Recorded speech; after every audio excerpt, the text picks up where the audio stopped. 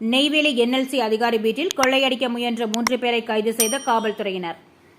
கடலூர் மாவட்டம் நெய்வேலி நகர பகுதியில் காவல்துறையினர் ரோந்து பணியில் ஈடுபட்டுக் கொண்டிருந்தனர். அப்போது வட்டம் 5 உள்ள முனீஸ்வரன் கோவில் செல்லும் சாலையில் முகமூடி அணிந்து பதுங்கியிருந்த 3 நபர்களை சுற்றி வளைத்து காவல்துறையினர் பிடித்தனர்.